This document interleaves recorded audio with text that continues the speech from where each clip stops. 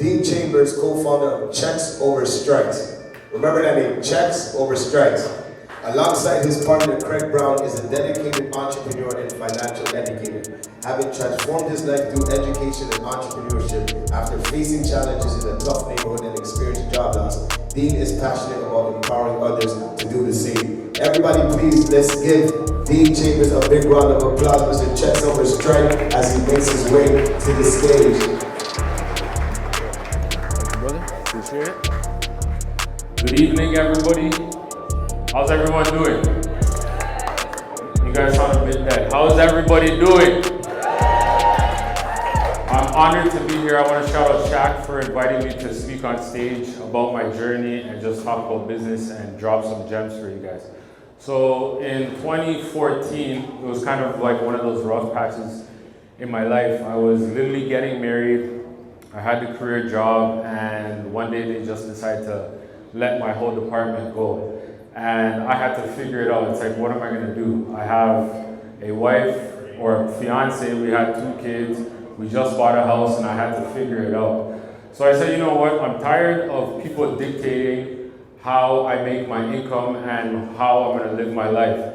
So in 2014, I kind of took up the journey of becoming an entrepreneur. I started driving Uber for a couple of years, and the money that I made from Uber, I learned about a platform called Turo. And from Uber, I took that money and I invested it into myself. I bought one car turned into 2 cars, 2 cars turned into 4 cars, and eventually that became a 13-car fleet. I opened up a car dealership from that. I met some amazing people along my journey when it came to real estate. I want to shout out, I'm not sure what she is, but Priscilla Facey. She was one of the first people I bought my properties from when it came to real estate. I met Aaron Charles when I used to do parties. We used to do parties together all the time. And when you're doing parties, it's a lot. And for me, it was the first stepping stone into entrepreneurship.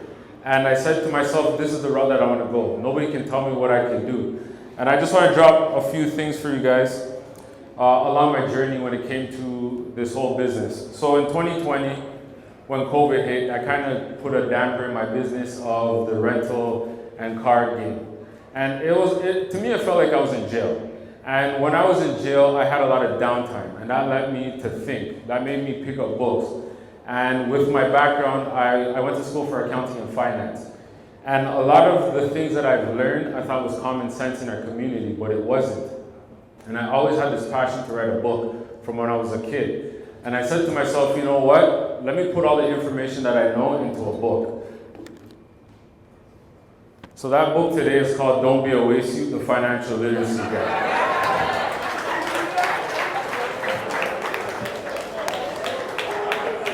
So the reason why I named it that is that exact reason. Me growing up in Jane and Finch, reading wasn't something that we did. I hated reading. And one of the reasons why I hated reading is because I'm dyslexic. So when I read, it's a challenge for me. Like, I hated when the teacher called my name, it's like, Dean, read this. And I was like, seriously?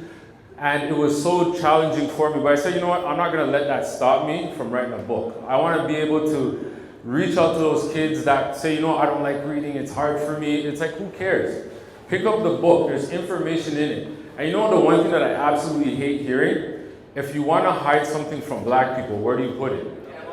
You see, I hate that. And it's like there's so much information in that we need to start picking up books and reading. I got 4 kids. I got one in university, she's going to be a teacher in the next 2 years. One started university this year, and I got a 7-year-old and a 4-year-old.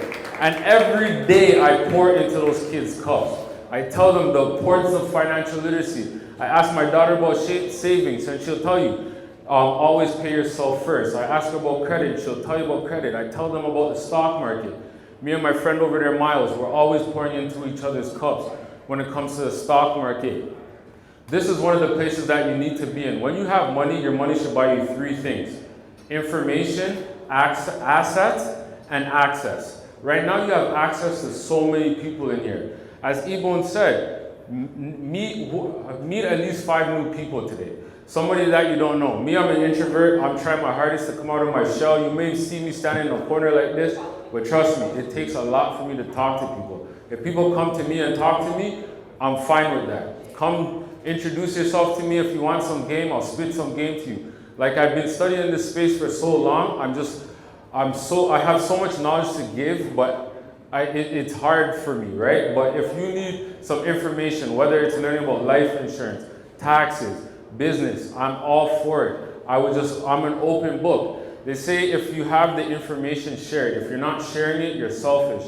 And I want to just say thank you for everybody for taking your time to listen. That ends my TED Talk.